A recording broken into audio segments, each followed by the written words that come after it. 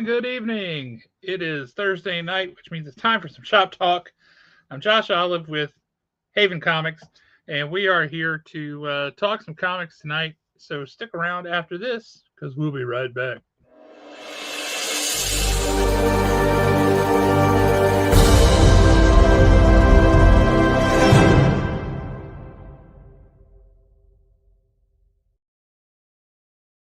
Hey, everybody. Glad to have you guys with us tonight. As always, just a little heads up. Apparently, out at Alan's location, the thunderstorms and all that they talked about coming through here earlier today have just now arrived, and they seem pretty ticked off to be running late.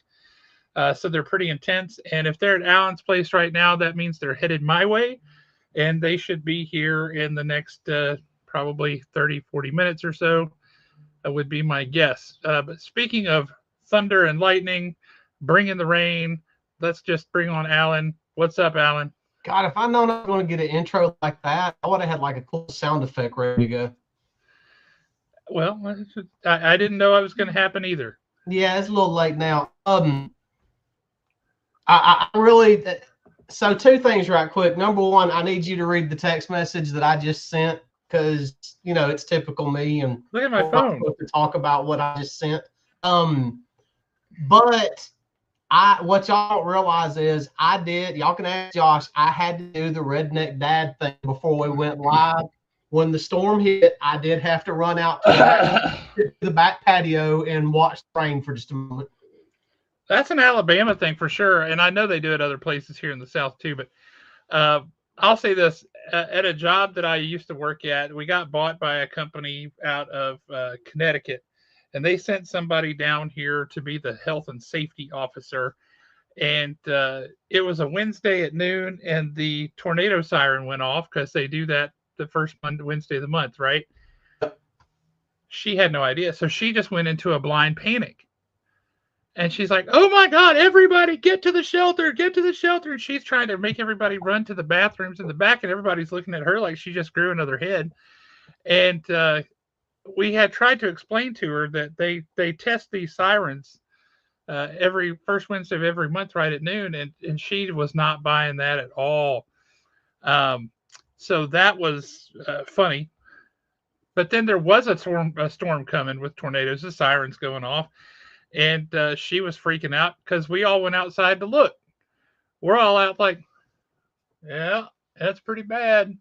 There, it's over there. And she's like, what are you doing? What's wrong with you? And I said, you are clearly not from here. This is how we do it. So what got me started on that, and you should remember this, the tornado that destroyed Airport Road in 1989. 1989, yep.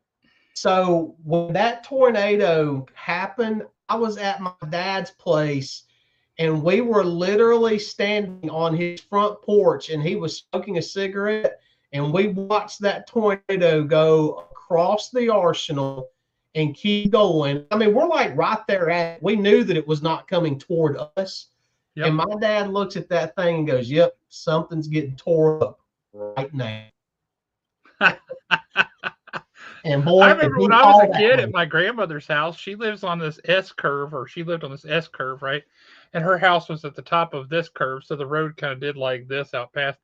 And there were all these fields and then a tree lined on the other side of the roadway down there. And I remember standing on her front porch one time watching, it was a tiny little spindly thing, but watching this little tornado just go by. And we were like, well, there it goes.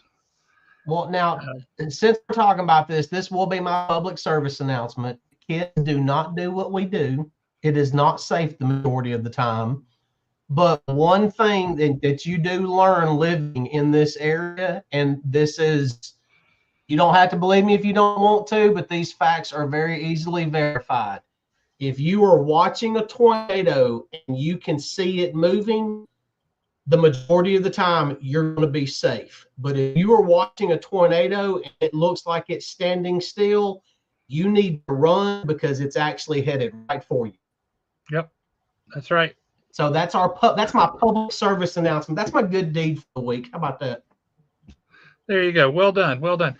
I want to say, and if you guys looked at the comments and you saw this weird comment in there, Haven Again, whoever has done this for now the second year in a row, thank you. I don't know who you are, but I appreciate it. Haven has been nominated as the best craft slash hobby shop in the state of Alabama, which we won last year, even though it's categorically not true that we are the best. I think uh, certainly not the biggest. I think we're the best in some categories. But anyway, it just baffles me that we won that. But if you would like to vote for Haven, go to this link here and it will take you right to the place to do it. Go down to craft and hobby stores. You can see who the competition is. I recognize one of those stores. The others are from across the state. I don't recognize them. But vote for Haven. We'd appreciate it. That's my shill for the evening. Um, so, Alan, we have a hot topic to discuss here, and I'm curious your take on it. The topic has to do with, and I think you will agree with me that this is the panel that best represents this book. We're going to talk about Punisher, and you tell me, does this represent this new book the best? This one single panel. Dude, I saw that in the book and started laughing. I mean, that was exactly the what he was equivalent. doing, and the artist pulled it off perfectly. He's walking the streets in the middle of the night. There's a backstory behind what's going on. Doesn't matter. He's walking the streets in the middle of the night. As happens, some guy jumps out with a gun, and it's like, "Hey, give me all your money, empty your pockets." And he shoots into the ground a couple of times, and he's like, "That's what I got. What have you got?" And so Frank just opens up his coat, and you see all of this in the coat, and the guy's like, "Oh no!" And he turns and starts to run away. But that one panel just really amused me. When I saw it, you know what the first thing I thought was? That's not a knife. This is a knife. That's exactly what I thought. I busted out laughing when I saw that. There you go, Alan. Look at that. We got Mr. Comics and Death Metal himself on tonight, Ryan Williams. What's and up? He also has a store folio with those stickers. Yeah, so now, do you got this one here, the Sad Dragon, the Haven Comics exclusive on that one? So, and believe it or not, I do have one at home that is, I ran across it not too long ago when I was straightening up, and it's the Two Brothers Comics, but it's in the design of what looks like it would be a Super Mario Brothers sticker. Oh, yeah. Yeah, that was a good one. I got one of those at home. Yeah, and hey, Stacy, how you doing? Don't forget. And I don't even want to think about that because that whole thing just, not happy about that. So yeah, I do pick at them every once in a while about coming back. I think they are definitely retired. Yeah. Maybe in a few years they'll come back like Alyssa Liu and win the gold medal. Yeah, I am picking at Nick about something totally different right now, so he may have no choice but to come back one day. That's true. He might be driven to it. He might be like, I got to get out of here. But yeah, this Punisher book, which I mean, that's it right there. Yep. Josh showed y'all a picture from like the big picture from the inside of it. So that's the cover. You got the main cover, it looks like. Yeah. Because I couldn't help myself. If I can get to it in my stack of books here. Oh, I didn't grab the whole stack because the stack is too big. I read a lot of comics. This is the cover I got because I really liked it. Okay. I mean, that cover says it all. I mean, it's exactly what you want out of a Punisher cover. I do like it. If I'd have seen it, I might have grabbed that cover. I thought it was great. Now, anyway, let's talk about Punisher for a minute. Okay, so the book itself, I really enjoyed it. It was exactly what I hoped it would be. I don't want to give any spoilers away because it did just come out yesterday, but I liked the attitude that we got from Frank with very few words from actually him. Um, the book, though, for me was kind of weird. And since you've read it, I want, and if anybody else has read it and y'all kind of think along the same thing, let me know. But when I was reading it, it seemed like just the way the panels were laid out and the way the story was done, it was like this bizarre cross between an 80s action flick, a little bit of crime noir, and the Sin City graphic novel all rolled into one to me. I get that, and that's not a bad thing.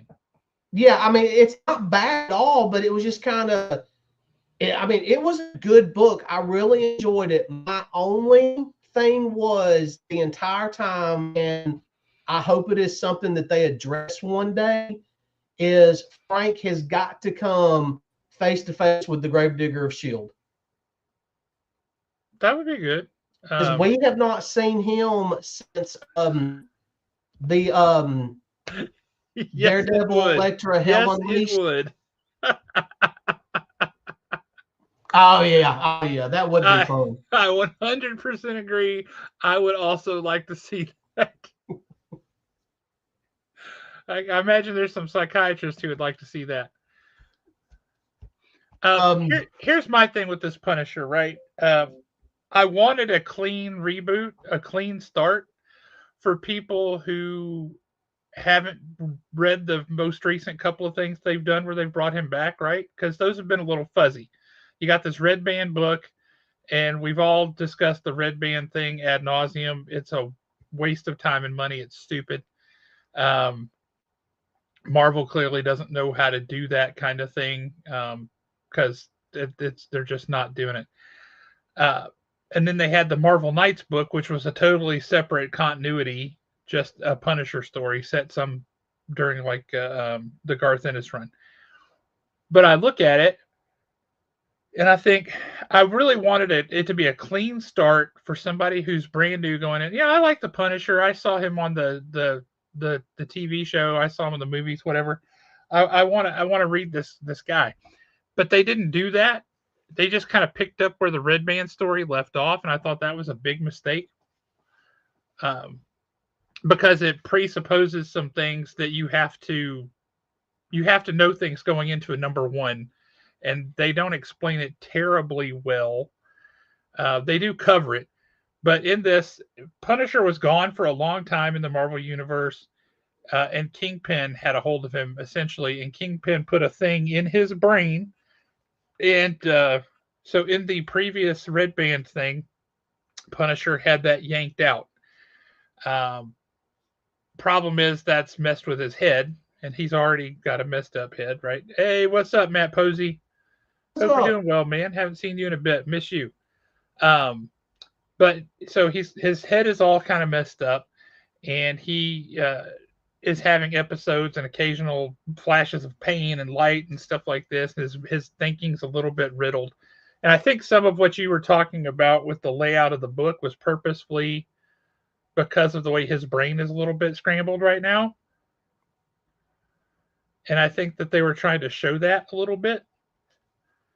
Uh, and they did talk about it, but I really wanted it to be a clean break. I really did. Um, but as it is, I think they're leaning into a harder hitting Punisher. And I think part of the reason they're doing it is because of Absolute Batman. Yeah, the so I did not read Punisher Red Band because I was pretty much got over the Red Band stuff fairly quick when I realized that it's not truly what you would call Red Band.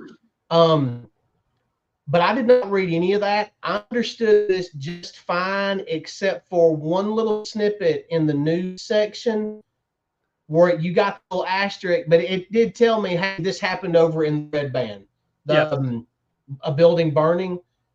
So yeah, I think they're definitely going with a harder, like you said, a harder hitting Punisher because of Absolute Batman. Um, he is the perfect character to go this route with, to kind of test the water with. Yep. But it's like everything else Marvel does. As long as it kind of flies under their radar, I think this is going to be a really good book. But the minute it gets on editorial's radar, we could see it go down real quick. Well, I don't know. They just brought over Chip Zdarsky to help give some vision to their whole line of books, right? Yeah. So maybe he will have some idea of that. And good eye, Matt. You are correct, sir. They are getting closer and closer and closer. Now they're within 76 miles. Yeah, really. Oh, and to jump back to this one for just a second, I would actually remove Buster Keaton and Rodney Dangerfield for the simple fact that I think one of those two would make a better Penguin. Dustin Hoffman, I would go with as Two-Face. I think I was thinking, I never thought about Dustin Hoffman as the Riddler, but I kind of like it. I think he would bring a more academic, riddly kind of personality to it instead of the Jim Carrey, like everything is on fire and he's insane. Crap, and I've got to look. What is his name? I don't know. You haven't given me enough to go with. He played. He was the main android in Blade Runner. He was the hitchhiker. Rutger Hauer? Yes, Rutger Hauer. The reason why I bring Rutger Hauer up is Rutger Hauer for Mr. Freeze. Oh, dude, that would be amazing. He can play the extremely challenging and dastardly, but also with heart, which is Mr. Freeze, right? He's not evil. He's just in a pickle, and he's trying to figure out a way to get out, and all of the solutions he comes up with are bad. Yeah, to me, in all of like cinema, there's only been really and truly 3 actors that portrayed that serial killer psychopath that was creepy, and that was Kevin Spacey in Seven, even though he was only in it for what, 3.5 minutes. I'm being facetious there. Anthony Hopkins as Hannibal Lecter, but to me, both of them are actually trumped by Rutger Hauer from the Hitchhiker. Dude, Rutger Hauer from the Hitchhiker is one of the, when I was, in my teens, his character actually creeped me out because he made sense. Yeah.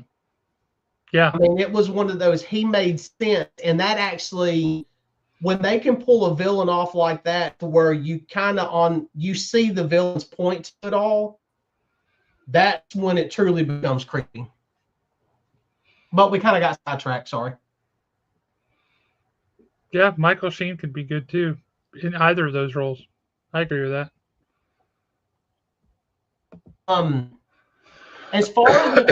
As far as an overall story is concerned, yes, Silence of the Lambs is a better movie. It's better than The Hitchhiker, but at the same time, they're 2 totally different types of stories. Just Rutger Hauer's portrayal of The Hitchhiker, I think, is so much better than all the others. So let's jump back into Punisher. Jump back into Punisher. The writing was very good. I thought the artwork was much better than what Marvel has been putting out of late. Yes. It's more traditional comic style, as influenced by your Jim Lees and your Mark Silvestris and the guys from the 90s. And it's that way throughout. It's not the manga. There's not a hint of manga influence in there, right? I thought the story was good, the writing was good. Those are not necessarily the same thing. And I thought that the art was good, really good, in fact. Yeah. I'm definitely sticking around for the second issue. What about you? Yeah, this is one of those. No matter what happens, I'm definitely going to give it the 6-issue story arc. I want to see how they pull it off and just kind of go from there. But it's from what I saw in the first issue, it was great. I mean, I'm definitely looking forward to it. It's like I said, this book came out yesterday, so I mean, you literally still have an opportunity to get by Haven or your local comic shop to pick a copy up. To see what we're talking about. The Yep. Like I said, I did not read Red Band. The last time I saw the Punisher, him and Daredevil were into it. What during the Darky's Daredevil run, that was really and truly the last time I saw the Punisher, other than this little mini series that we have right now, Devil's Trigger. And I understood what was going on just fine. There might have been a couple of nuances that I didn't pick up on because I didn't know what they had done recently. Yeah. But it was nothing that affected me reading the book. I think the fact that I really and truly don't know the backstory of what was done to his head, and I don't know the backstory of why Microchip is imprisoned right now by him, Yeah. actually made it better to me because it felt like discovery, you know. Mm-hmm. So I actually enjoyed that aspect of it. I have to call you out on something though. You have read Punisher more recently than that. Which one? Daredevil: Cold Day in Hell. Oh yeah. But Not in continuity, but yeah, that I don't know if that really counts because by that point he was no longer Punisher and he was more just Punisher. I don't know. The way that ended, he was in that mobile suit, and He did have a moment there toward the end of it. he did. He Uh, did. But as far as the premise that I posited, that this will be successful if it follows the absolute Batman kind of breadcrumbs as far as how to tell the story and how to uh, maximize the violence without making it feel too much, which is a bizarre feat that they've been able to manage with Absolute Batman. Do you think that that's something that they can do on Punisher?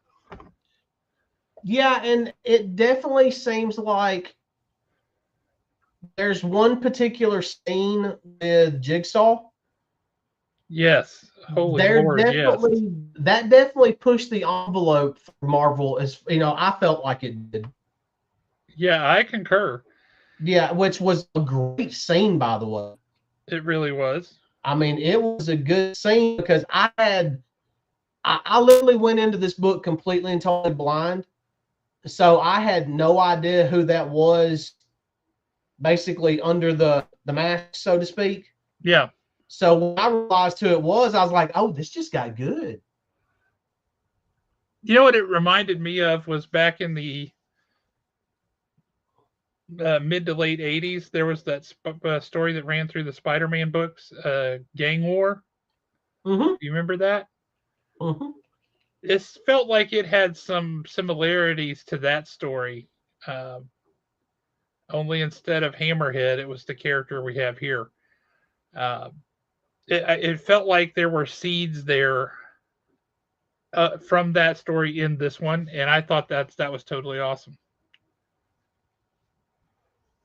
Oh boy.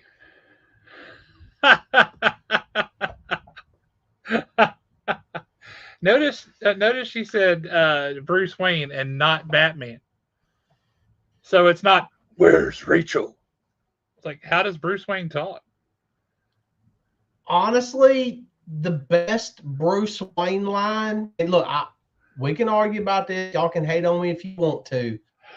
But the best Bruce Wayne line out of anybody, out of any of the Batman movies or any appearance by Batman, has already been dropped, and there's nothing that anybody can come up with that's ever going to compare to it. And I just wouldn't do it justice. But it's when he says, "Oh, I bought the bank." She's not asking you to quote the movie. She wants to hear your voice. I know, but I just don't know how I would. I mean, I don't know what it feels like to be rich like that. That was preach, brother. Uh, yeah, I don't know. I don't have a real good handle on Bruce Wayne because he's just kind of uber rich and takes things for granted and slips into this character. I think he has a deeper voice than I have, too. Um, that's really interesting. It's a good thought exercise that I'll probably be doing my Bruce Wayne impressions in the shower tomorrow. My wife will be like, "Why do you keep saying have you ever danced with the devil in the pale moonlight? Who are you talking to?" That is a great line. Now I'd have to think about that one. Let's get crazy. Yeah, when he's smashing. Let's get wild. Oh, that was good stuff. Um, very interesting.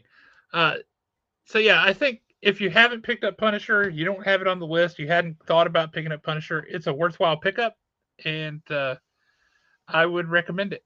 Um, I would absolutely recommend it. Story's really good. The writing's really good. The artwork is frankly superb. It's got a little bit of a Gary Frank flavor to it, but with a more hyper detailed, like Mike Deodato Jr. or something.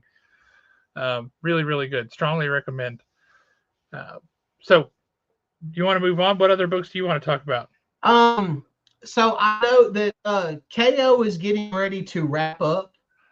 Yes. We're getting very close.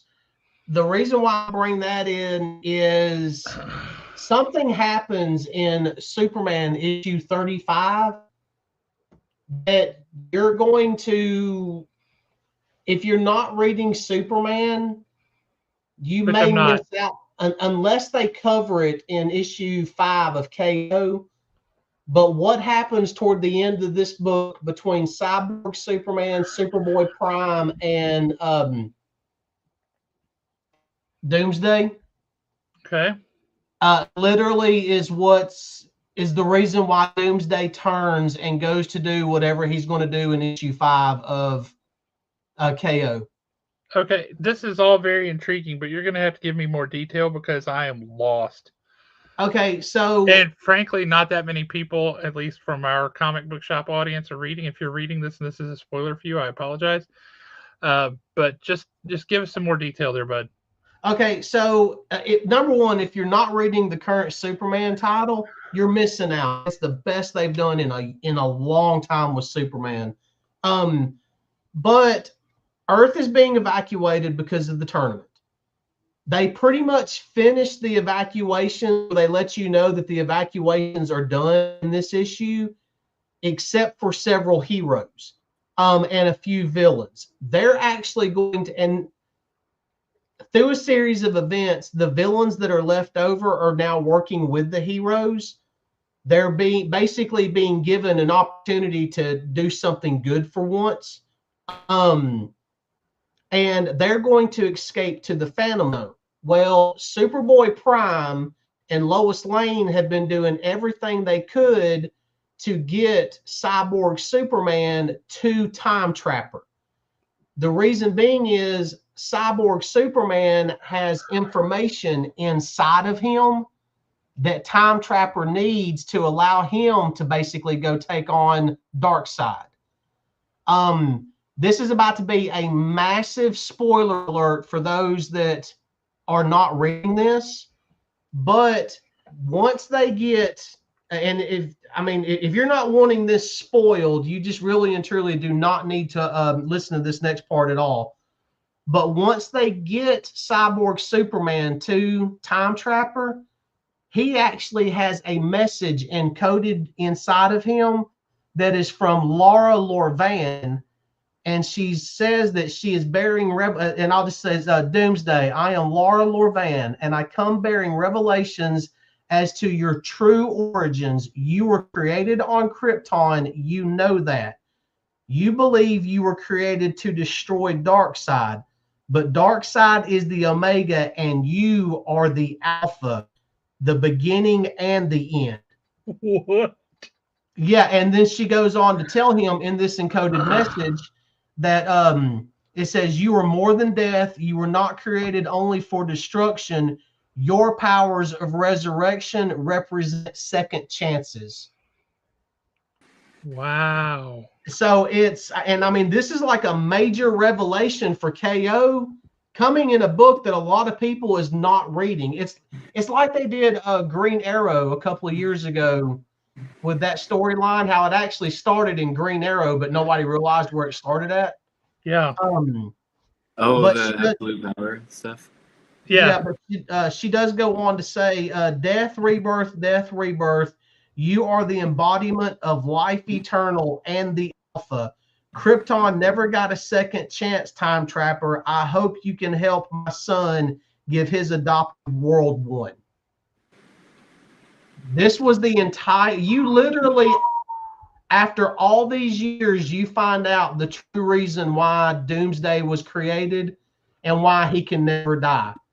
His death is literally just the beginning. It's actually all about his rebirth. Wait, bro, Doomsday about to turn over here. Aaron, where did you come from? hi, sorry, work ran late, so I joined in later. Hi, buddy. I love that you snuck in and nobody noticed it. Aaron, where did you come from? Hello. I was talking, just kind of hit add to whatever. But So, no, sorry, it's I missed the subject of who we're talking about. Who is the like antithesis to Darkseid? Is it Clark, Hank Henshaw, or Doomsday? it's Doomsday. actually Doomsday. That's crazy. I love And that. Doomsday is actually not the antithesis, I can't say the word, to Darkseid. He's actually the antithesis to death itself. Hell Because he represents rebirth. He represents second chances. That's why he was ultimately created. Did they maintain his characterization from like the Justice League Unlimited stuff where he's, and I don't mean to make this comparison lightly, where he talks kind of like the British Gremlin from Gremlins 2, where he's like a little old philosopher man and just happens to have this horrible like grimace and bone marrow? You talking about the current run of Justice League Unlimited? Mm-hmm. Yeah. Time Trapper actually, Time Trapper / Doomsday actually showed up for the first time back in this Superman title, probably maybe around issue 15 or 16. Time Trapper is Doomsday? Yeah, Time Trapper is Doomsday. Time Trapper is what Doomsday will become through the continuous rebirths. And that was explained. KO, if you look at it as far as Doomsday / Time Trapper is concerned, technically started around issue 15 last year of this book. Because that's literally where they started the whole. In fact, at one point, he even tells Superman that I've already seen certain things, and you and I are going to have to make decisions that you don't want to make. He was referencing the KO tournament a year ago in this title. But the problem that's is, what you get when you have an editorial vision and everybody's on board. You can drop those Easter eggs in advance, and then it all plays out as this grand story unfolding instead of just a hodgepodge of crap thrown against the wall and going, "Hey, that was pretty good." Hey, there's vampires now. Did you know about the vampires? Like I said, if you're not reading Superman, you're really doing yourself a disservice, because not only has the story been great since the very beginning, but I mean, this is the artwork. I mean, it has been gorgeous on top of everything else. They've put a lot of time and effort and planning into this Superman title, and it has definitely become a flagship title again. You know what? I got an idea from what you just said, Alan. Yep. And I want to know what the folks watching think about this. And if you're watching later, put some in the comments, because I want to know. I want to know what multiple people think here. But Alan, if you and I were to pick for the other person, say I'm reading a book, you're not reading it, and I really think you should read it, and there's a book you're reading that I'm not reading, and you really think I should read it, that we should say, this one, you read this one, and I'll read that one, and then we should like talk about it afterwards. Don't answer right now because I don't know what I would tell you, and I'm pretty sure you'll tell me Flash Gordon, or it could be Superman now. Actually, it's already happened, and it did play out on this show.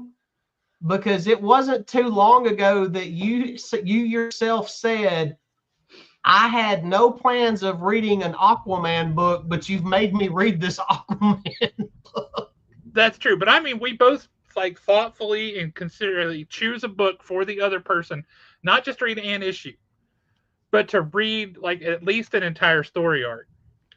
I think part of the problem Do you is, accept that challenge, sir? yes, I will, but I think part of the problem is you and I read a lot of the same stuff. I think there's only a couple of books that I'm reading that you're not. So I'm going to have to dig around and really look. I'm actually looking through this Are stack. you reading the Florida Hippopotamus Cocaine Massacre? I think everybody's going to be reading that. No, they're not because they can't get a hold of it. That book is selling for like 40, 50 bucks now. Really? Yes. Got a copy. Wow. So hang on for Kaylisa. They got me to read an indie book based on that title alone. We have kitty time. It's her birthday tomorrow. Is it really? Mm-hmm. How old is she going to be? 6? Mm-hmm. Wow. Look at that face. I know. I love this face. Kaylisa, this is for you. Kaylisa probably Everybody not say watching. happy birthday to Zari. Yes. Happy birthday, Zori. I need to download the happy birthday song, but did y'all know that thing is copyrighted? Yeah, Yes, I did. Yeah. Now, another thing about this Superman title, as soon as KO is over with, that's when, if you're not reading it, that's when you're definitely going to start reading it, because they've been saying for a while that Superboy Prime is going to take over for Superman. You can see it coming. They've been slowly changing up Superboy Prime's character. And in this particular issue, are they making him somebody you don't want to punch in the face? Exactly. But the thing is, when they brought him into this, they were making him funny and likable. And then he started developing a friendship with Lois Lane. And the second she was in danger, he snapped. And it was the funny, likable, all that was over with. And he literally started becoming Superman at that moment. He was like, no, you're not messing with my friends. You're not messing with my family. But you can already see that they're prepping him to take over for Superman, because in this issue, when they've already escaped, just before Time Trapper leaves to head to the tournament, Lois finds Ma and Pa Kent. And she tells them, hey, I'm glad I found y'all. And they're worried about Superman. They're like, it's going to be like usual. He's going to come back at the last minute. Don't worry about him. But it says there's somebody I want to introduce you to. And when they turn around, Superboy Prime is standing there, who he, by the way, looks just like Superman, just a little bit younger. And she says, this is Superboy Prime. And he says, actually, I was hoping you would call me Clark. He's becoming the new Superman, at least for a while. That's sweet. So, and then in the next month's issue is titled Reign of the Superboys. Good. So it's I mean, this has been a great title that I just feel like people are sleeping on. One that I feel like I've read the past 2 issues have been nothing but filler. And I'm really glad that next issue is supposed to kick off a major storyline. But the last couple of issues of Wonder Woman 29 and 30 have been kind of meh for me. The new storyline is Wonder War. Yeah, I'm interested in that. Yeah, very interesting. I think we've had a couple issues of filler. I tell you what normally happens with Tom King, though, is there's something dropped in those couple of issues that are going to be important later. Oh, yeah, definitely. I mean, you can tell that there's definitely a couple of things going on that you're like, but the past couple of issues has just been kind of meh. So I'm glad that this is over with and we're starting Wonder War. And I know I've got a ton of comics, so I'm going to try to go fast. Let's go through the comics. Dan Waters. Nightwing is guaranteed to be the book he's talking about. There it is. Yeah, issue 135 of Nightwing. I was not expecting to kind of tear up and get a little emotional halfway through this book. I haven't read it yet. Dude, It's the Dick Grayson effect. This book, oh, and the emotion, what actually happens? Yeah, it is because of Dick Grayson, but it's actually another character. And then you're just kind of like, well, I didn't see that coming. And if they then, hurt Bitewing, I'm gonna flip out. They don't get to hurt that dog. Bitewing, the dog. Oh no, this actually involves Nightwing Prime. Oh. But and it's really good. You're just kind of like, oh wow, I didn't expect this to get emotional. But the best part of it is what the kid says to Nightwing at the end of it. And it's one of those where you just read the book, you drop it, and you're like, USOB, I can't believe you just did that. Dude, it is a great story. The Certain Sin storyline has been going for what feels like months and months and months now. But the payoff at the end of this book made every single bit of it worth it. Okay, that's good, because this story has felt a little long to me. Yeah, it's definitely been a little long, but the payoff, and then seeing how he is defeated, Zany is defeated without being defeated, but is now kind of, and you'll understand this when you read it, Zany is kind of trapped in his own hell of his own making. And just pay attention to what the little girl tells Nightwing at the end of it. That's just so good. Okay. Speaking of so good, and I get more and more excited with each issue, even though each issue means we're getting closer. Before you jump to another book, I believe Dan Watters is writing the new Mask comic. Yes. That's exciting to me. I do want to see what he's going to do with it. Not Mask as in Jim Carrey. Oh. I had a feeling that's Mask is in the toys from the 1980s. The amazing. I wonder if we can find the trailer for the cartoon. I might be unfamiliar in this particular realm because I picture Jim Carrey immediately, and I cannot picture any 80s toys. I'm so sorry. That's okay. You were nowhere near born yet. No.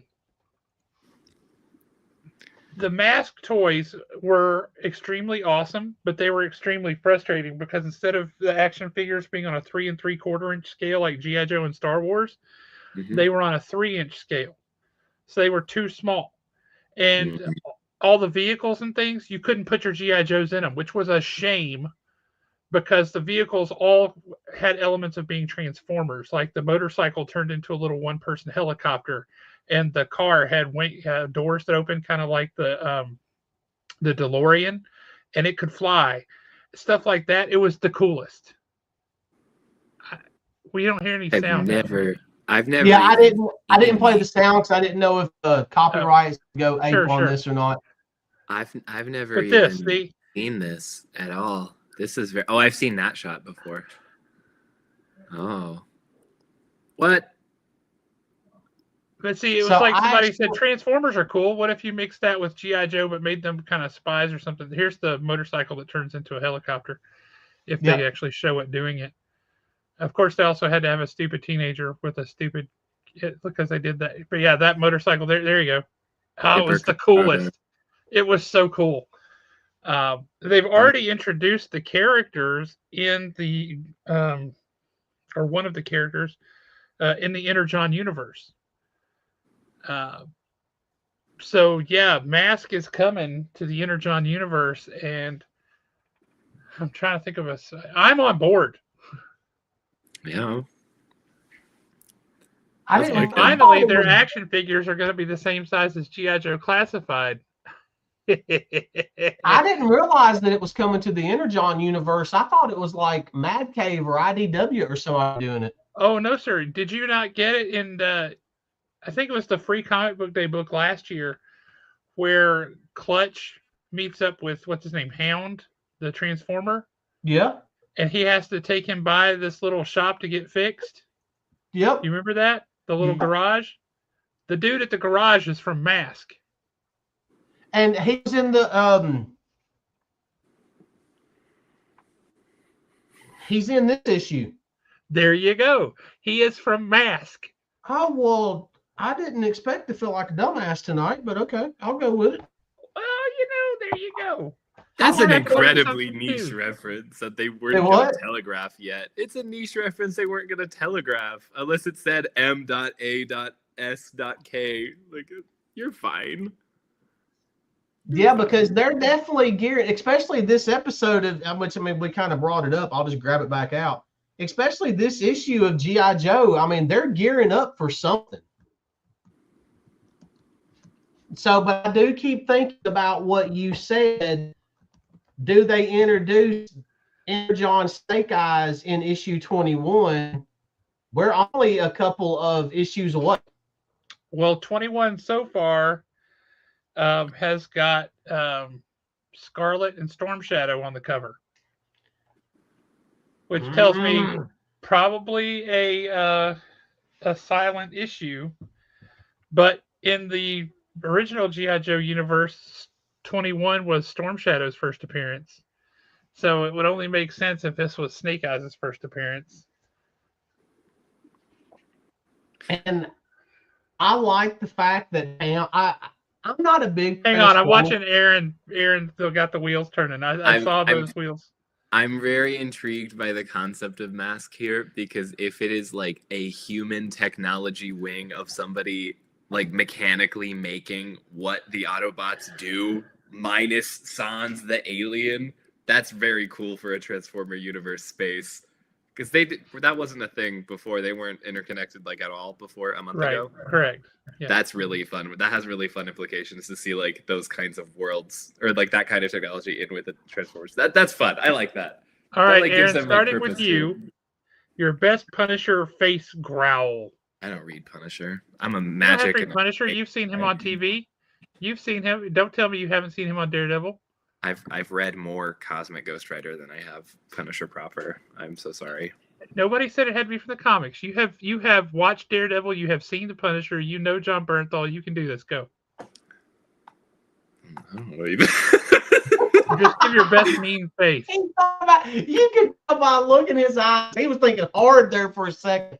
I was like, I don't. I like the GIF or like the meme where he's like, oh, no, wait. He's freaking out at the dinner table. I like that. I'll give you that. That's all I got. Honestly, I think one of my favorite scenes that he did, it might have been season 2, the bar fight in the beginning of it when he was about to get into it with them. Mm-hmm. And they're all fighting, and he turns and just looks at that dude and starts barking at him like a dog. He's so good. He was just barking. Hey, I loved it. He is great. He is. I love the Thomas Jane movie. I thought it was great for what it was. I'm weird though. I do like Thomas Jane. But no, John Bernthal, he is the living embodiment of the Punisher as far as I'm concerned. I'm so glad you think that. You're going to see him 3 times this calendar year. I know. I love it. They need to hurry up. Adapt the Losers for streaming. I would be all on board with that because it's essentially a serious version of the A-Team.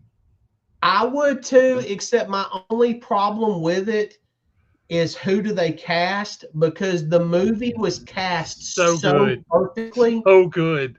That I just don't think, even though the movie flew way under the radar and did not get the love and recognition that it deserved, it's no matter what they do is going to pale in comparison to that casting.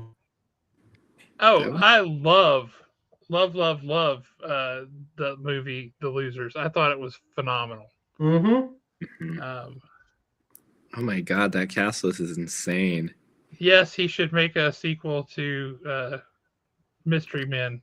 Mystery Men. That was great. But back to this for a second. I like the Transformers, but I was never that big of a Transformers fan. Same. I liked the toys more than I did the cartoons. Sure.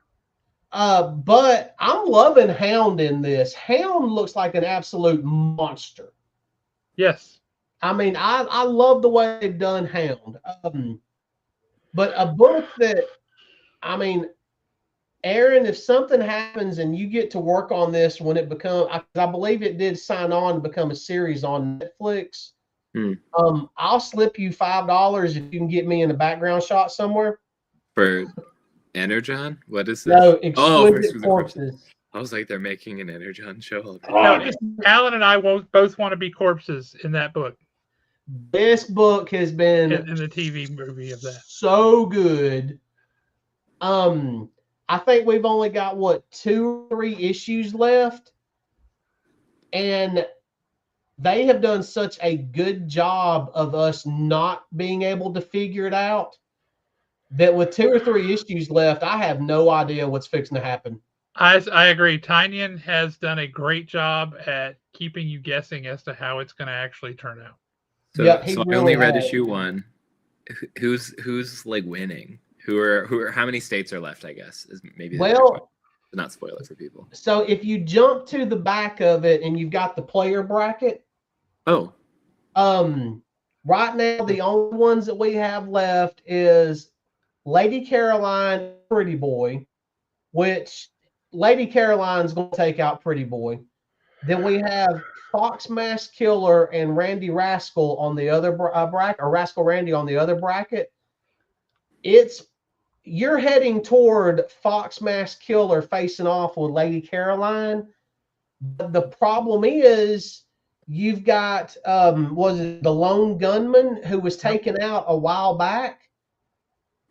A paramedic there has picked up his weapon, his state-sponsored weapon, so to speak. And as long as that weapon is in play, technically that person, that state is still alive in the tournament. Yep. So you've got this wild card factor, and it's setting you up to want all 3 of them to win. Yes. But then the thing about it is, no matter who wins, ultimately everybody loses. Yep. Because that family, that state will end up being the new controlling factor of the United States of America, even though the general public has no idea how the country's actually ran. Yeah. I mean, this book has been so good. So good. And I know that it did get option, and I'm 99% sure that the option got picked up. And I think it was going to Netflix. I believe Netflix is correct. And God, I cannot wait for this show. Same. Because, I mean, this is one of those that they really and truly only need like a couple of maybe B-list actors and 1 or 2 A-list actors. The 1 or 2 A-list actors could actually be like the heads of the families. Yeah. And then your couple of B-list actors that a lot of people, they're like, oh, I know who that is. You have them as let's say the tournament champions, so we don't get tagged by a censor. But everybody else can be completely and totally unknown. Yeah. I mean, this so good. That would be really fun if you're just like, oh yeah, and Halle Berry as like head of state. Everyone else is just in it. Actually, there is one character in here that Halle Berry, I think, could pull off. Yeah. There's so much happening in this comment. Yeah.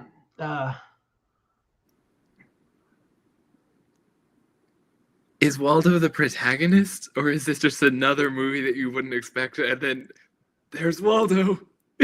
Well, no, I think the movie is about trying to find him. Technically, I think Rachel McAdams should play Carmen Sandiego. Only then you realize he's been there all along. He's been there the whole time. No, you pit Paul Rudd Waldo versus Carmen Sandiego, Rachel McAdams, and you find out at the end they were always super spies. I need to see Send Help. I haven't seen it yet. I haven't either, but I've heard it's really good. Rachel McAdams is in a Sam Raimi movie, and it's in theaters, and I missed it. Something is wrong. That's This food seems for like a thought. good time for a commercial break. Shall we discuss commercial break stuff? We have We commercial can. breaks. Well, sort of. We have a 25th anniversary of Haven Comics coming up in just a few short weeks. Uh, April 2nd will be the 25th birthday for Haven.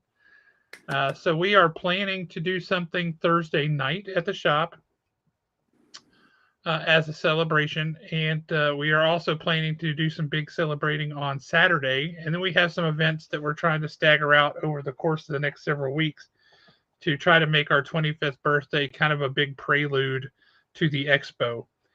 So it seems like a lot of fun. But I have got it. I believe I can say this. I believe, let me double check my messages real quick to make sure that that is correct. Um, yes, the evening of April 2nd is Daniel Major on. Daniel Major, if you are not on, you should be ashamed of yourself because you want to be. Um, the evening of April 2nd at the shop, we are going to have Nomad's Road Dogs there and to help us with the food side of the celebrating, and they are creating a special Haven hot dog for the occasion. When asked what would be on a Haven hot dog, the only thing I could think of was pizza. Um, that's kind of like the official food of Haven.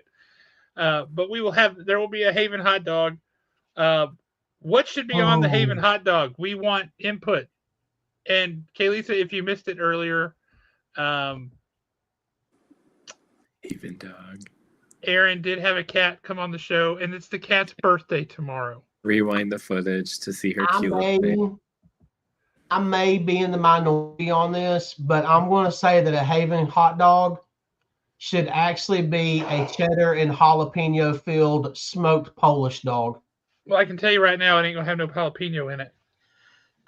Lord, like I said, I knew I'd be in the minority. I'm with you there. I like that. I get in that. But yes, a Haven hot dog. Be thinking about this. Send us feedback. Let us know what you think is emblematic that belongs on a Haven hot dog. And if you've never had a Nomad's Road Dog, you can put a lot on a hot dog. They're big this way and this way and this. There's a lot. And sometimes it's slaw, and sometimes it's macaroni and cheese, it's barbecue, it's all kind of things that go on these hot dogs. So let your imaginations run wild. Okay, so hear me out. Hear me out. Mm-hmm. A beef hot dog. I like that. Like with that, macaroni.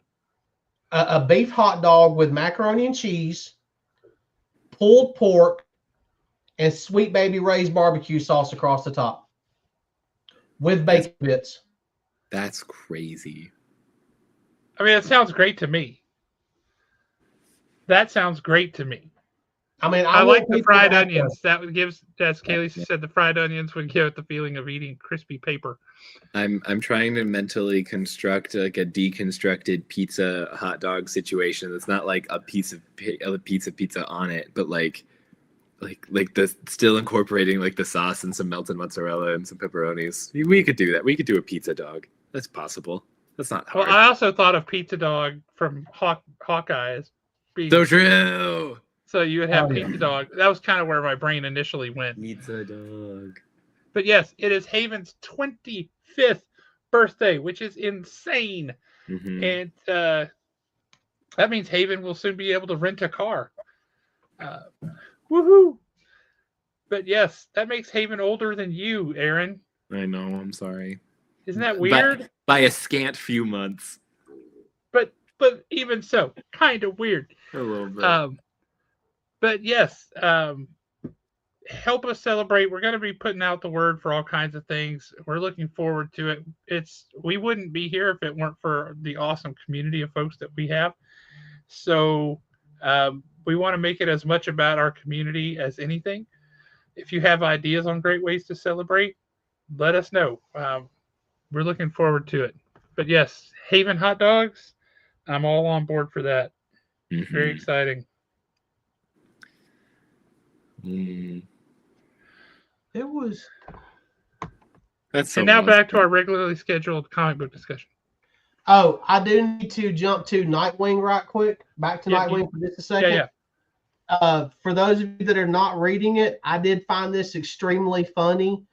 Zany is kind of picking at Nightwing during their battle, and he says, "What even is a Nightwing?" Something happens that I'm not going to give away since Josh hasn't read it yet, but someone who is not Nightwing says, "Oh, a Nightwing, that's the thing that's kicking your ass." That's good. Fair enough. And I my was brain like, went "Oh, so. okay then." That's such a better answer. My brain went into the lore. I was like, is Nightwing really gonna like explain the Kryptonian name heritage to the imp? There's no way. Absolute Batman. Batman. You're Absolute gonna Poison need Ivy. an ocean of calamine lotion. It was really good. I did enjoy it. I only have one small problem. In this particular scene, why does Absolute Poison Ivy look like the sorceress from He-Man? Well, she totally does. Yeah. Oh, Yeah. is that I will say that look does not last long.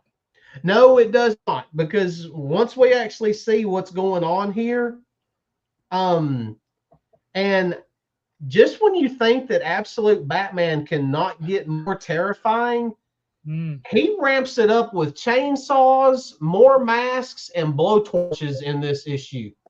Yep. Yeah, Poison Ivy is generally one of the like quicker to body horror, scary application of powers villain in like regular mainline Gotham. Putting her in a book tonally this bizarre and graphic is a recipe for disaster in the best way. Like this was never gonna be good for Bruce. No. But Ivy's scary anyway. this is my, but actually though, I mean, kind of as far as the story itself is concerned, I really wish they would not have done at the end of this book what they did, because it kind of, to me, the way they ended this book just overshadowed Poison Ivy's debut. Yes, I agree with that. I mean, I don't know what I don't they have a do. problem with that. They can't like have all the villains appear over the course of 17 issues and make them all dun dun dun, and they can't sustain that. So I didn't have a problem if one of the villains doesn't come off as the most terrifying, scariest thing ever. And oh wow, look at that. And this was one that didn't bother me. The next issue, she's in that too, and I get the feeling that's where you're really going to see her hit hard. Also, yeah, but my Ivy's thing is, who they revealed at the end of it and who they revealed is a former member, apparently. Yes. That's a major revelation. Yes, it is. I mean, that was one of those that when I saw it, I went, ooh, You yeah. went, ooh, ooh. Yes, I did. That too. Okay, I'm with you now. I hadn't read the book, but that helped me. Thank you. All right. One that I don't know if anybody picked Hang on, it I up. think Aaron had something he was going to say. Oh, go ahead. Sorry. Oh, I was gonna say you also already got like a horror introduction with Ivy in like 10 when she's just like that plank of wood with a face and like that horrible like tree forest that's all like knowing and watching Bruce, and she can like feel him through the root system before you see like her humanoid form in like 17. Like they already did like a really freaky like introduction for Ivy like a long time ago. Like by like that's true, they did. Freeze time. So I think they already kind of played that note. I don't know who this like revelation of a third. Are we talking about like Bruce's childhood friend group? Is that what we're talking about? Nope. No. Oh. Interesting. Text me later. I want to know. I'll read it, but like I'm very behind. It's very interesting. Good. Very I like interesting things. I like interesting things. I like revelations. It really opens up a almost limitless possibility with the direction they can go with Bruce now himself. That's so vague. That's I don't very know what. true. Yeah, it's extremely vague, but what could that possibly mean? Yeah. Read And Absolute if you guys Batman haven't and seen the find out. solicits for Absolute Batman number 19, Absolute Batman number 19 features a first appearance of a new character as well. Do you know who it is, Aaron? I do know who it is. I It think is we've talked Absolute Scarecrow. about yes. Yes. And I would like to point out that there's something afoot that we cannot discuss yet about Absolute Batman 19, but watch this space for more as we go forward. Same bat time, same bat channel. Absolutely. Absolutely. So let me blaze through a couple of these right quick. One that I don't think a lot of people picked up. I believe it did come out this week. I had to pick it up. I absolutely love this cover. And the book ended up being a lot more, and I've been reading this for a while, but the book ended up being a lot more fun than I thought it was going to be. And that is The Rocketeer, The Island. Rocketeer. This is the Dan Stevens cover. David Stevens cover. But Dave Stevens, sorry. Here's the thing about it. In this particular issue, you've got Secord, the Rocketeer. You also have, believe it or not, and this cast is going to sound funny, but it works in this book. Everybody that reads this knows that Betty is quite literally Betty Page. Yep. Who is quite literally Betty Boop. But you also, in this issue, you have Tintin. Good. And you have Popeye. Popeye and not the skipper or whatever Tintin's like captain's name was. Tintin was actually like a boy detective, really smart. Yeah. He has like an old sailor man that's with him with like the beard. No, in this one they kind of change it up a little bit because the sailor man in this one is actually Popeye, and they're on Popeye's boat. How do you say that name? Popeye. Popeye. You're hearing the same thing I'm hearing, right, Aaron? I'm hearing Popeye. Me too. I'm not hearing Popeye. I'm not hearing Popeye with an O. I'm saying Popeye. I'm hearing Pie with a P-I-E. No, Popeye. I'm saying Popeye. Popeye. I think a pie with spinach is considered a quiche. Kaylisa can weigh in on that. Let me know. She knows. Let me know. Vetted sources. How about this? This guy right here. How's that? Yeah, that rocks. That rocks. That's Popeye. But no, I mean, this was just a fun issue. The next, he's actually looking for Amelia Earhart because they have a new lead. But it's good stuff. Is this Next like up, the Jules Verne more Lost KO Island? hijinks. Justice League Unlimited, issue 16. Kind of where it needs to be right now. I mean, let's be honest with you, they do get their butt handed to them in this. Yes, they do. Nothing really What villain is that? spectacular stood out except for, I believe, Owl Woman. Don't spoil it. Aaron's asking something. What villain was that on the cover? I believe it was. Oh crap! What is his name? The Hungry. Oh crap! Oh, what is his name? The Hungry. Yeah, dude that runs hell for them. Neron? Yes. Come on. DC's Legends of Tomorrow. Thank you once again to the Legends of Tomorrow. Yeah. You pulled that one out. I'm pronouncing it correctly, y'all bullies. Thank you, Kaylee. I swear I just heard pie, and that was killing me. You need to clean out your ears. Here's one. This was a really good one, and I mean, we haven't been able to praise this one enough, and it still continues doing what it's supposed to do and what we expect it to do. That was Hyde Street issue 10. Hyde Street. You Here can keep for Hyde Kaylee. Street up. We've had Zari's spotlight moment. This one's for me. This one's not for y'all. This one's for me. Kaylisa wanted it. She didn't see it earlier. So true. Yep. Hyde Street, welcome back. We have missed you. Yes, we get a little more backstory on Hyde Street itself. Yes, the lore. Give me the lore. We did find out that Sisterhood, this woman here, she actually has like this, it's somewhere between tragic and she got what she deserved type of backstory because of her sister. Yeah.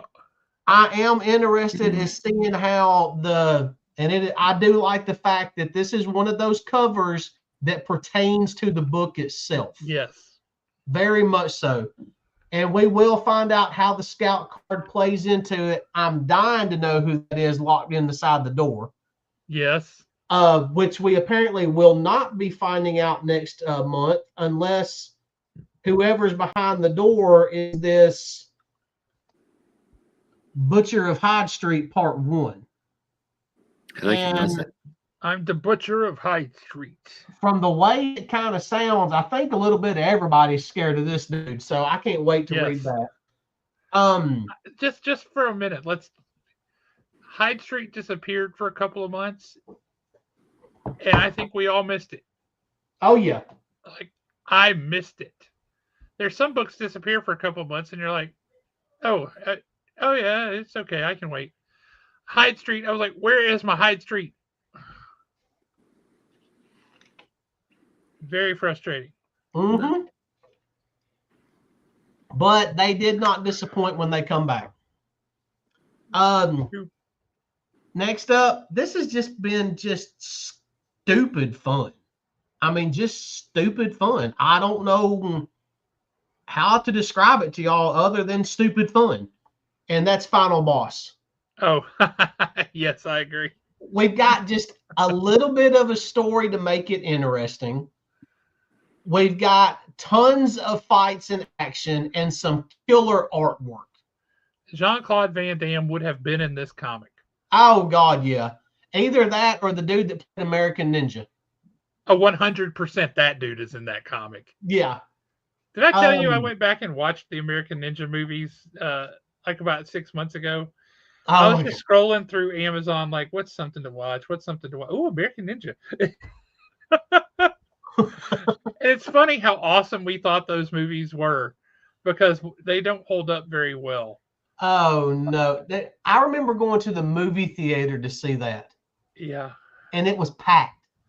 Yeah, because it was amazing. And then you went to the mall and you went to that store that specialized in all things. Yes. And you bought your throwing stars and then you took them home and you threw them at trees. And yeah, I know we all did it. And you proceeded to lose them in the backyard after about the third or fourth throw. 100%. And then the foam handle nunchucks that we all had back then. Yes. Yep. This was a thing, Aaron. Your mom knew guys that were doing that. Guarantee you. I need to put this on the list now, as I don't think I've seen this one either. Final Boss. Ninja. Yeah, don't go into Final Boss thinking that you're going to be reading like this phenomenal story. It's definitely 80s. It's 80s action flick. That's the one. Yep, wow. That's it. That is it. Wow. Having just gone to see John Mulaney on Sunday, I hear you. Wow, I hear it. I kept thinking that we were related, and I don't know how to feel about that. That was That's very awesome. Strange time. It was fun. I'll take it. Also, I have got is the Death Dealer from Shang-Chi based off of this guy from American Ninja 2? Probably. I totally see it. Mm-hmm.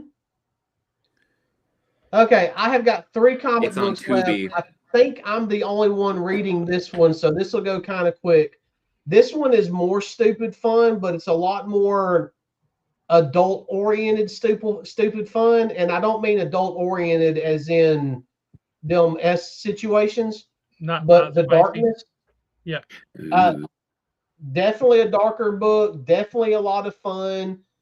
We're finding out some of his powers as he's finding out some of his powers. It's a lineage thing. It's been really good. And it's Straczynski, so you know the art is off the friggin' charts. Straczynski's not an artist. Do it? Straczynski's not an artist. No, he's not. You mean Silvestri? Silvestri, sorry. I'm still You really hung threw up. me there for a second. I was like, J. Michael Straczynski's writing that? I don't think so. No, Silvestri. Sorry. Next up, it was only a matter of time. It was going to happen. The boys have formed a loose partnership. And God help everybody that gets in their way Mhm. because Mhm. they handle their business in this issue. And then I had a massive problem with issue 8 of Fantastic Four. Yeah, I've heard. Go ahead. It should have been a double issue. It should have come out at Halloween, and we should have explored everything that she did in depth. That I feel like there was so much backstory untold and wasted in this book. But with that being said, what we did find out, this book was absolutely glorious. Aaron Come on, looks video like he game has an synergy. alternate opinion. Video game synergy. Come on. I haven't read it because my last issue I read of the North Run was the Black Cat team up issue. Okay, so you're not too far behind. Is there like a precedence for Malice coming back at this point? Because I haven't found it yet. I don't know that there's a precedent for it, but I mean, she certainly was that character when, what was it, Fearmonger set her down that path back during the John Byrne run. Yeah, but way like back in the way back. Did something happen to her to make this happen again, or is this like a time travel thing? Like I'm confused about like outside of Marvel Rivals, like why Malice now is kind of my confusion. I agree. I'm a little bit confused by that too, but I trust Ryan North to explain it. Where do they explain in the book, Alan? Yes. Okay, I'll take it.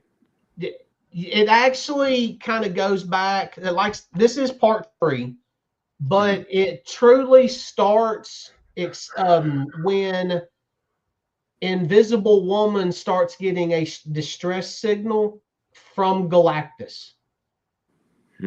That's when it starts, and that started 6.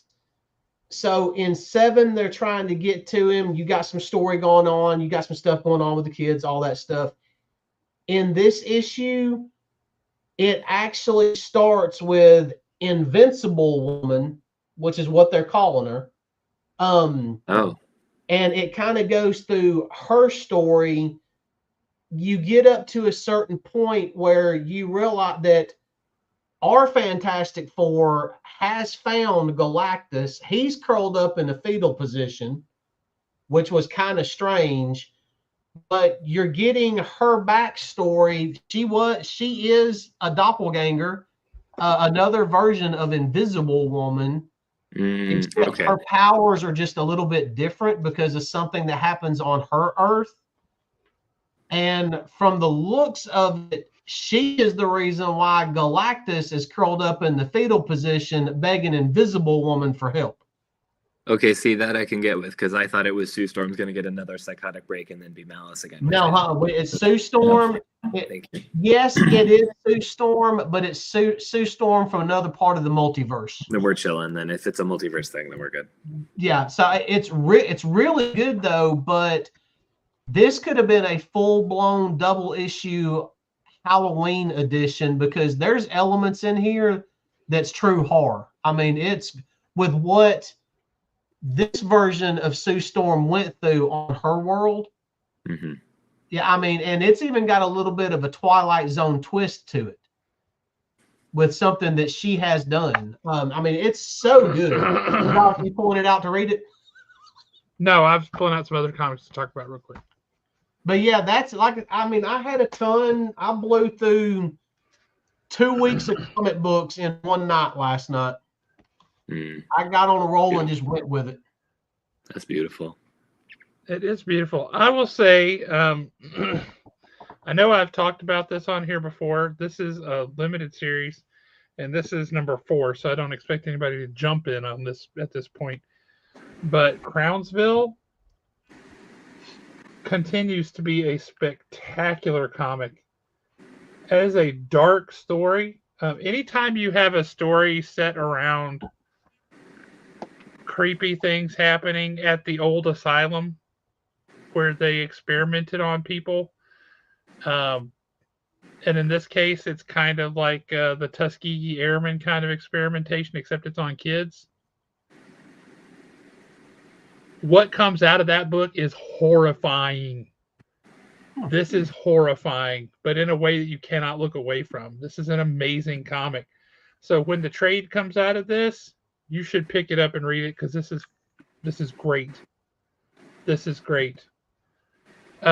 Someplace you can start right now today, and I highly recommend it. It has perhaps one of the longest titles of a comic book ever, which is not going to stand it in good stead. It is The Peril of the Brutal Dark and Ezra Kane Mystery, one of the brand new books from Vertigo. Did that come out this week? Came out this week. How did I miss that on the shelf yesterday? Let me tell you why you should read this. And I think I've got it summed up in one fell swoop. Are you ready for this? Yep. Film noir Indiana Jones, where instead of becoming a archaeology professor, he's a detective. Sold. Can I tell you what the cover tells me? It's so good. What? That cover, because this is my cognitive dissonance with what you were saying. I was like, oh, that's John Constantine without magic, which is a book I would absolutely read. Well, he's definitely not John Constantine. This is very much a 40s kind of a book, right? That's but okay. In this world, it's clear that there is magic in the same way that there is magic in the Indiana Jones world. Salute. It starts with an archaeological dig in 1913. Terrible place to start. Don't. And then it jumps forward Oh, no. to 1941. Yep. And this is so great. If you like film noir, if you like Indiana Jones, this is a perfect mix of the two. This is beautiful. This is so very well done. Best Jeffrey Dean Morgan performance. I'm going to pull one out of left field. His performance in The Good Wife. I loved that character. His character in The Good Wife was awesome.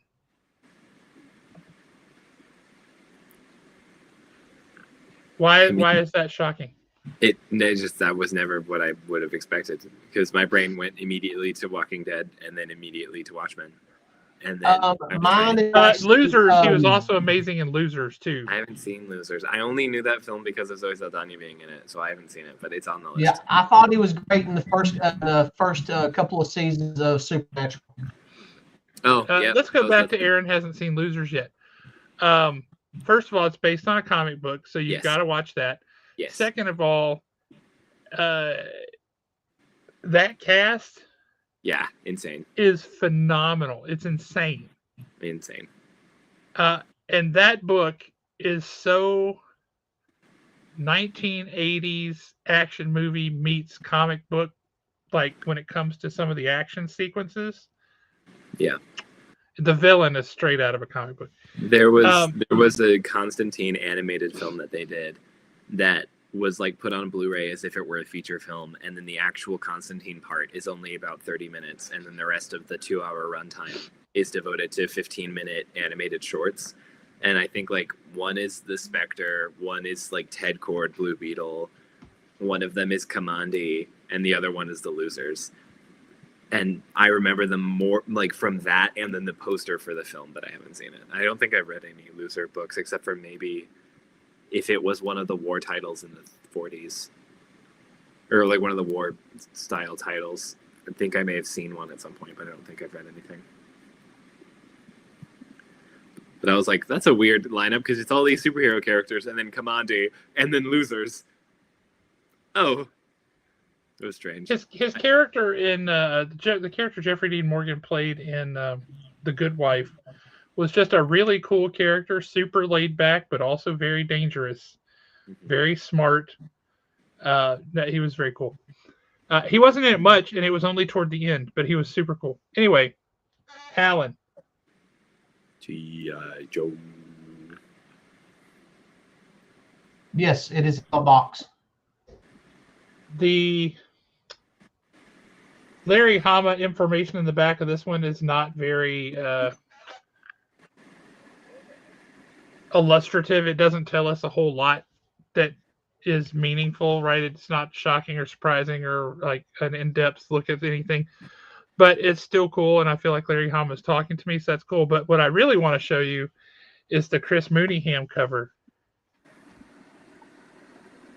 Oh, do tell, because I did not see that. Oh, that's so When good. the Eskimo and all the reflections of the other characters in his goggles. That is so good. I did not see that cover. Chris Mooneyham needs to come to the expo in the worst possible way.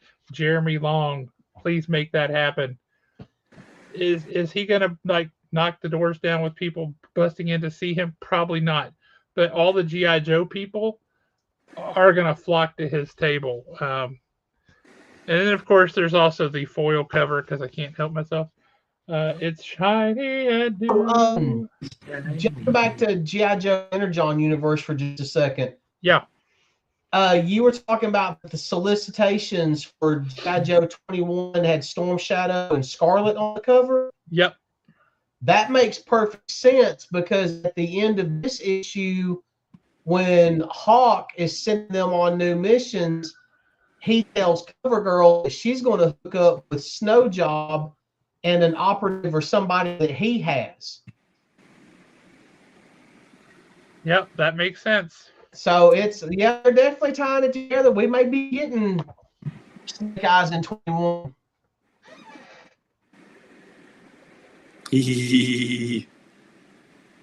I love Madame Mask. I love her. I'm just here to tell you, this Joshua Williamson guy may know what he's doing. Mm-hmm.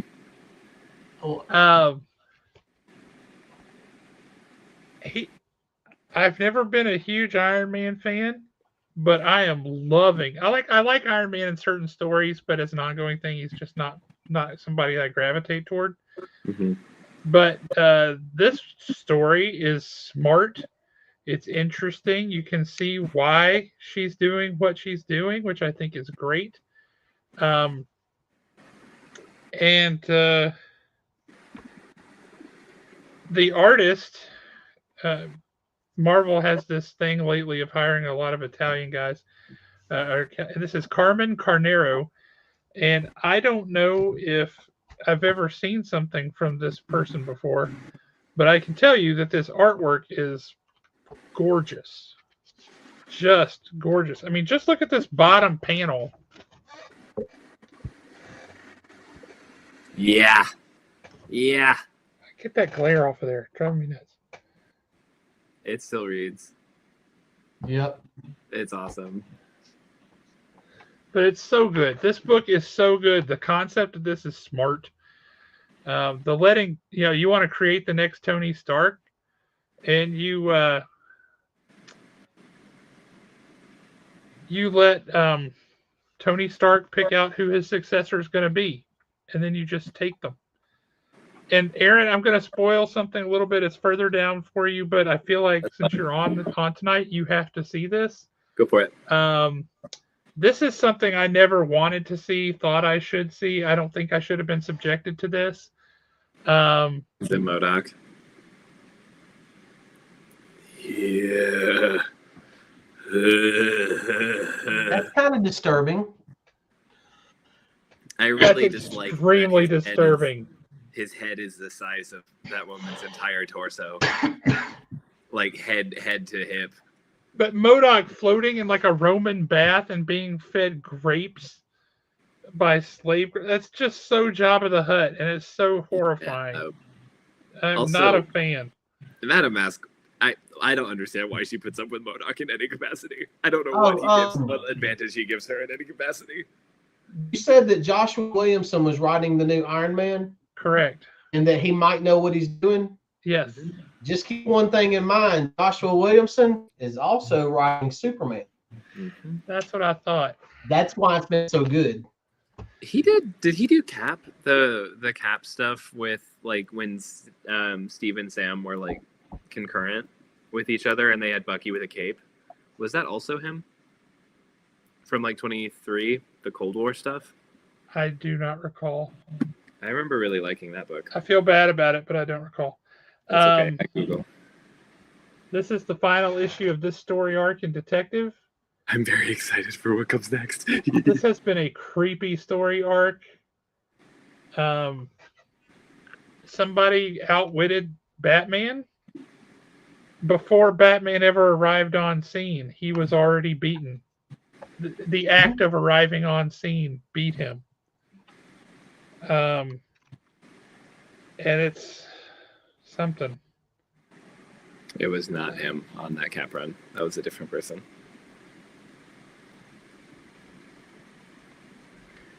I'm very. But Aaron, I will say you will appreciate the last page of this issue. I want to get on Detective because of what's happening next issue. I've never been on Detective in my life, and they just did the thing that's going to make me want to be on it. Yeah. So let's see. Then I got Final Boss, Hyde Street. We already talked about. Infernal Hulk number 4. I said Infernal Hulk. Infernal Hulk. Number 4. This what a continues cover. to be insane. Yeah. This also has very much that feel of absolute Batman and just the incredible level of insanity that's going on here, just mixed with horror and violence and all kinds of craziness. This has a very similar feel in that respect. Mm-hmm. We already talked about KO. Skinbreaker is only an 8-issue series, and we're on issue 6 now. So this continues to be just spectacular artwork. This, from an artistic perspective, just visually, this is the same level for comic books as Avatar movies were for film. That's visually. Wow. From a purely visual perspective, these books are stunning. Can you open beautiful it up? And immersive. They had to create a special way for David Finch to send the art files to them to print because they were so hyper detailed. Every single page was enormous file sizes. Wow. That's why they printed a. They're doing a concurrent treasury sized edition of this book, was so you could see more of the artwork. But Robert Kirkman said you can blow this up, just keep zooming in forever and never get to the pixel layer.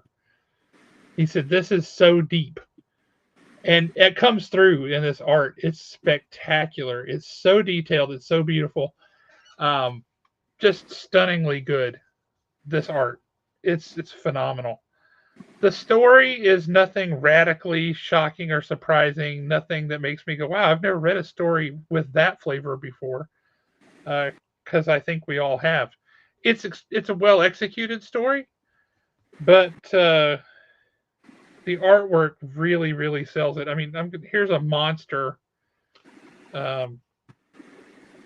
which we haven't seen before because they don't go underwater until this issue. But look at this thing.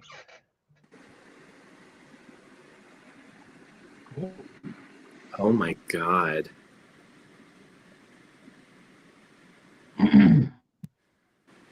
It's just stunning. It's stunning. I can see like every sinew in his arm. Yeah. That's crazy. It's amazing. It's amazing. This just phenomenal book.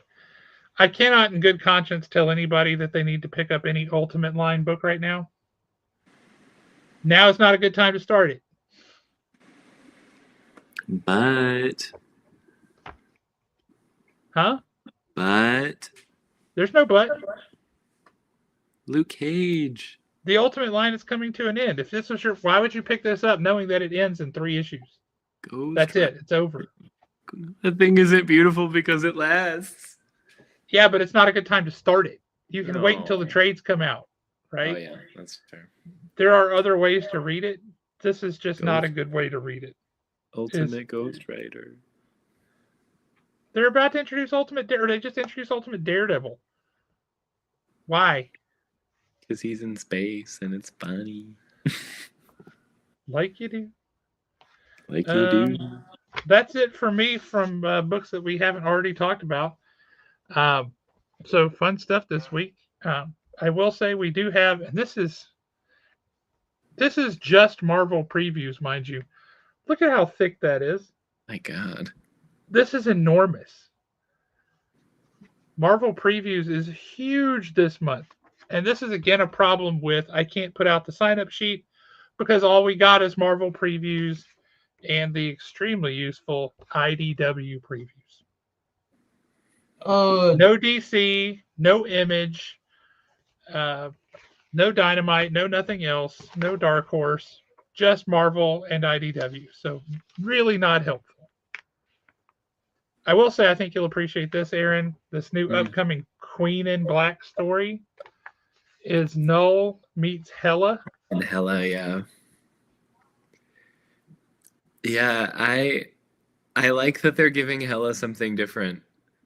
That was a thing that they did for Marvel Rivals for some reason, because they just are kind of making their own lore as they will it, and as like an excuse to give new character skins. So they did like a Null Venom Hela, and then it started this whole chain reaction. I like that it's reverberating out because sure, Null needs something to give him an inner world, and Hela needs something to do because Asgard has been relatively at peace for a minute now. Hey, Hela looks really wicked on the cover. How do you feel about that, Alan? Spectacular Spider-Man, brand new day.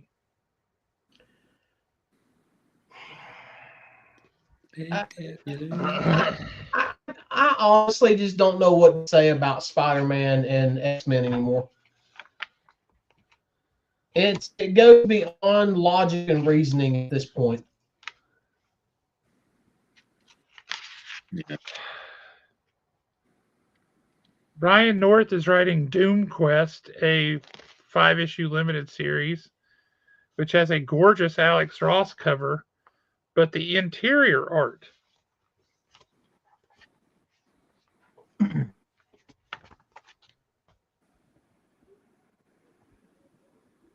I don't know if that's translating well, but this is good.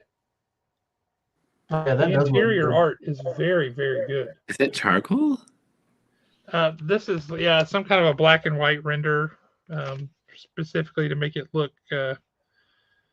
like something that's happening in the past, I would guess. Yeah, it looks like medieval. It's fun. Reborn, Ultimate Impact, number 1 of 5. The Ultimate Universe's legacy lives on. I don't know about that. I don't know what that means. I don't either. Don't know about that. Also, is Ultimate Farewell in April? Are those variant covers or is that a miniseries? There are variant covers for a whole lot of cover books are doing Ultimate Farewell covers. Yes. They're revisiting Civil War with Civil War Unmasked, 5-issue limited series. Why? Why are we revisiting Civil War? Yeah, that's a good question. There's no reason to revisit that.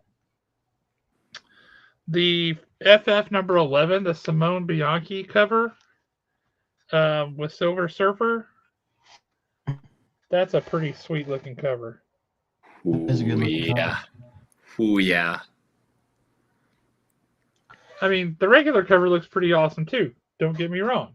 Josh, I sent you something in the private chat. I will explain that to you when we get done. Okay. All right. Thank you. There we go. So let's see real quick because we're running a little bit late on time here. I'm assuming, Aaron, you saw Captain Marvel Dark Past. I did. I'm very excited. I And love then Carol this is the Danvers. other cover, which I think you will also like. I like that one more. That That I also like thought you would.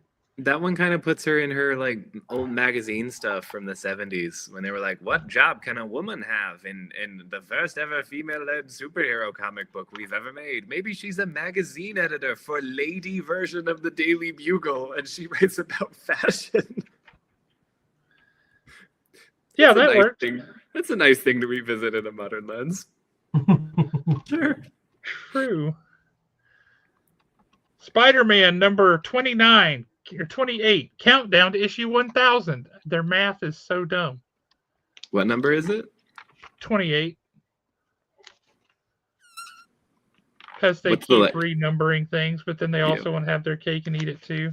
What's the legacy number? How like is it like 5 away or is it 3 away? 993. Well, 7 away.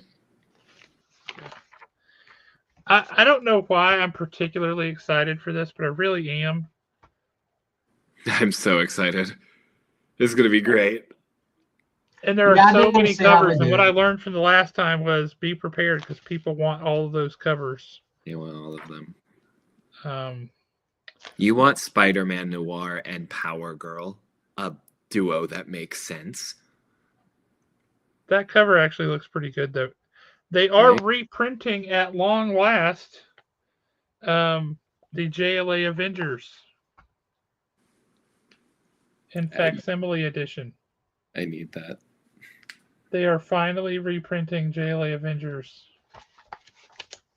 Wasp In and Ash together. Sanity. Wasp and But I will say, so far this has been interesting, right? We've got here's the gist of what we've got going on. We've got this Queen in Black story with Hela, which is inspired by the Marvel Rivals video game. Wolverine Weapons of Armageddon, that's been a really good story. We've got Captain America number 11. Captain America has also been good. Doom Quest, which is like this never-ending continuation of that story that ran for One World Under Doom, that just ran for way too long. And then there's Dungeons of Doom and The Will of Doom. And like, guys, I know that there's a movie coming out, but please. And now Avengers Armageddon, where the Avengers have to assemble with all the All-Stars to defeat Red Hulk, who took over Liberia, I guess. Yeah. So then we have Reborn Ultimate Impact, where we're going to just like spin stuff off of the Ultimate Universe. And then we have Civil War Unmasked, where we're going to jump back to a story from 20 years ago. We got Captain Marvel. We got a few other things. We got Spider-Man pretending to be at 1,000 issues. It's just lots of rehash stuff. X-Men of Apocalypse Omega. Like, really? How long is that going to keep going on? I know. It's just rehash. I saw an ad today for a Marvel solicit that I hadn't seen before, and it was it's a 5-issue mini of the X-Men in their Australian outback era. Yeah. Which I didn't ever know was a thing that existed at all, and it said it was beloved. Is it? I don't know that I would say it was beloved, but it was during a pretty solid run of X-Men. Right. So yeah, there was a segment. The whole run as a whole was beloved. Yes, that particular bit, The X-Men return to the Australian outback. Captain Britain's in Australia and everything's fine. So, question, because I can't be bothered. Why does Gambit look like he has had a personal crossover with gargoyles? I have no idea. Is that uncanny? Why does Gambit have wings? Agatha Harkness is in that book, and she's doing some mischief stuff, and I don't know why. And I think it has something to do with like the voodoo magic that's in Louisiana. I only saw a handful of panels because they redesigned her, and she looks incredible. I will say he did look pretty wicked like that. He did. He looks like Hulkling. He's got like the big green wings and like a laser blast. Speaking of Wiccan and Hulkling. Very excited.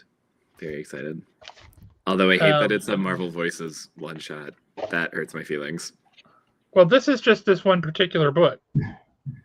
There's also the other book that's happening right now, The Witch's Road. Yeah. I just want this is Raid of Ultron. And it's a one shot, right? The Marvel Voices. Yeah, so I want that to be an ongoing thing. I don't want it to be a one shot for Pride Month. Alias, Rehash, Daredevil. I like this cover. This cover feels not from an artistic style, but from a layout perspective, feels very Jim Steranko. Yeah, that's cool. What? That's issue 3. That is issue 3. That's correct. He's Spider-Man. Yeah. I would not be at all surprised if there is an Elsa Bloodstone titular situation in the next couple months or so, because she got added to Marvel Rivals last week. Wonder Man! I love Wonder Man. I love him. Wonder Man. I love Wonder Man. How many issues is that? Is that 5? 5. 5 issues. Okay. I'll take it. I'm so excited. I think that might be my most anticipated book that Marvel's got on the roster right now. I love this. Yeah, because they brought Paul Jenkins back to do it. I agree. Mm-hmm. I will say the 5-issue limited series is how Marvel is doing things these days. All the X books, it's just 5-issue limited series after 5-issue limited series, all over the place, nonstop. Everybody best sit down and prepare yourselves for this character showing up, because you wouldn't want to miss this. If you're the lucky person that has the first appearance of this guy. I love Darkhawk. I don't care. I love him. He's so cool. He's a Power Ranger Falcon in space with a laser and a magic necklace. He's cool. Whatever. Hey, Aaron, tell us how you really feel. I love him. That was the best description I've ever heard of. He's so of 90s. He's so aggressively 90s. I love it. That is also a perfectly apt description. Yes. He's Night Thrasher in space. It's awesome. That is such a weird Guardians of the Galaxy roster, though. Like, it's Captain Marvel, Gamora, Darkhawk, Cosmic Ghost Rider, and Amadeus Cho. Weird. Not mad. Weird. Yeah. Kamala's back in that book. It makes me very happy. Astonishing Miles Morales, Spider-Man. I love Miles. I like Miles as a character. I strongly dislike the way that Marvel is writing him. With him having he should have his own continuity, just like Spider-Man. It should be exactly what they're doing with Absolute Batman, Absolute Superman, etc. He should have his own continuity. He should have his own stuff going on. And instead, they get a series out, and they're like, chop it. Let's start over. Except it's not really starting over most of the time. It's just a continuation. They just slapped a new number 1 on it. Let's just chop it. Start over. There's no continuity to it. It loses people. We have the same people read Miles Morales year in, year out. Nobody new ever jumps on it. And that is a crying shame. An absolute shame. Yeah. They added a character. It's not quite like an absolute or like an ultimate kind of situation. But in fleshing out Miles's rogues gallery, where it's not just like the Scorpion being like, hey, you're the less annoying Spider, right? Why are you trying to thwart me, you bug? Like giving him kind of equivalents of like his Black Hat having like a yokai genie tiger that she summons. That's fun. I like that. And it's like a different woman that's not Felicia. That's fun. I might need to read that actually. Don't make me buy Star Wars comics. Don't make me do that. Oh no. When does I'm it just take saying. place? When does it take place? Is it before the show? Is it after? Is it between the show and Well, Rogue One? it's Rogue One, so if he's not dead yet, it I seems to think be between the show. for some reason, I kind of have an issue with going back and watching or reading anything about his character because every time I do, I'm automatically thinking, "Well, I know where you're gonna end up, so it really doesn't matter."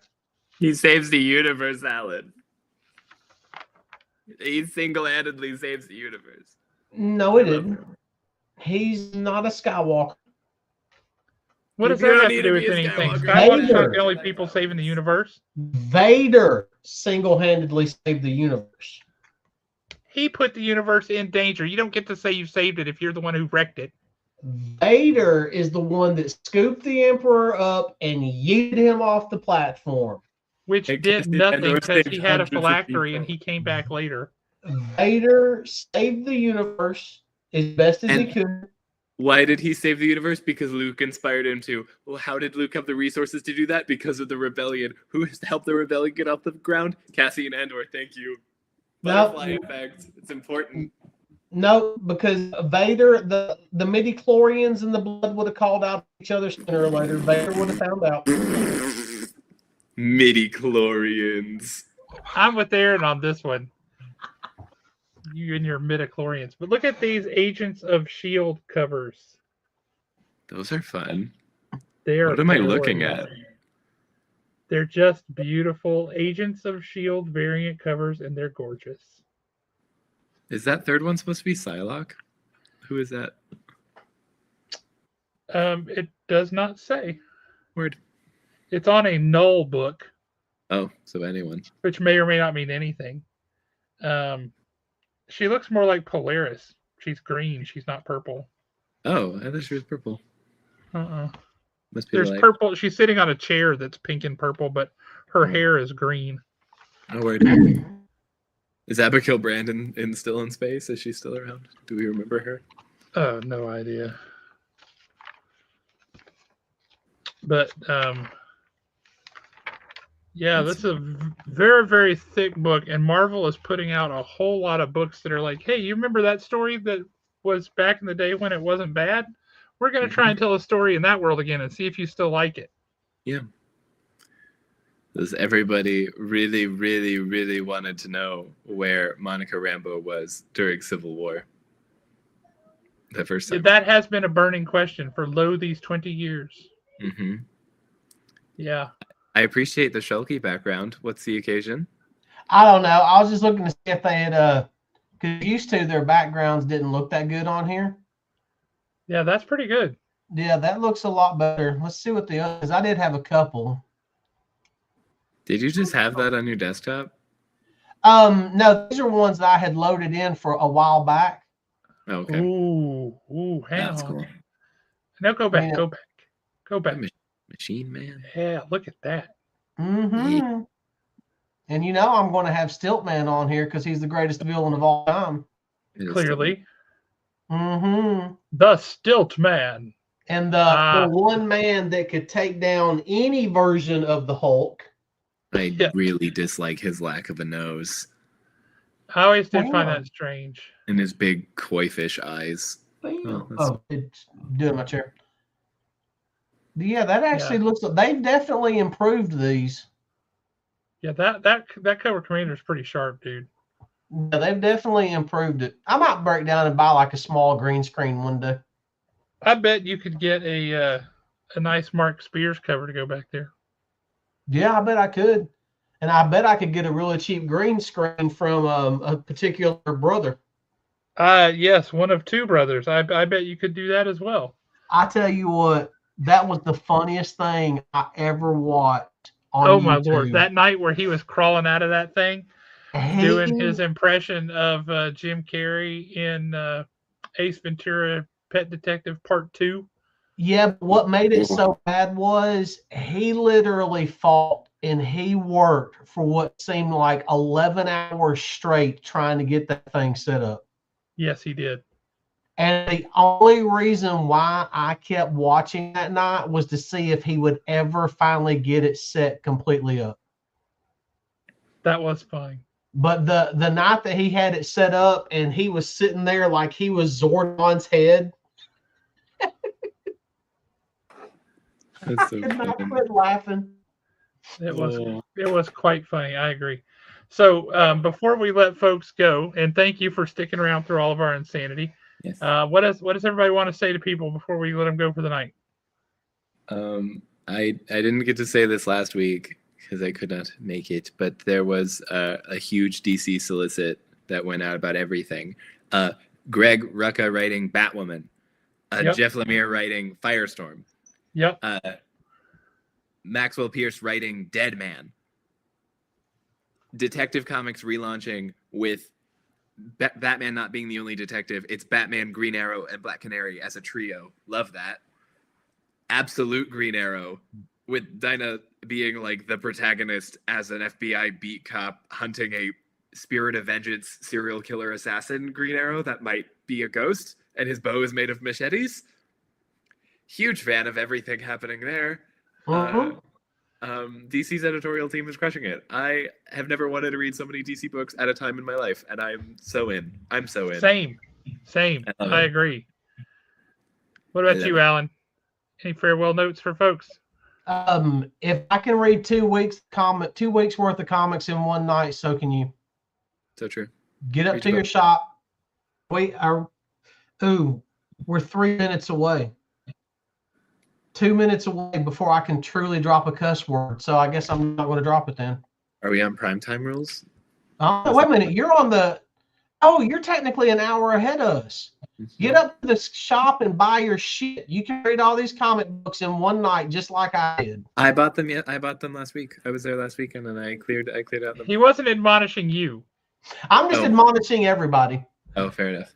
Y'all all you get need my to go. time zone for your primetime rules. I understand. Yeah, I had to use your time zone for my primetime rules.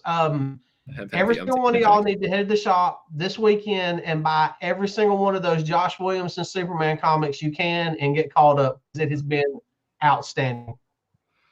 Also buy his Iron Man comics and his G.I. Joe comics. They're quite good. Yes. Yeah, I think the kid might have a future. Yeah, he might know what he's talking about.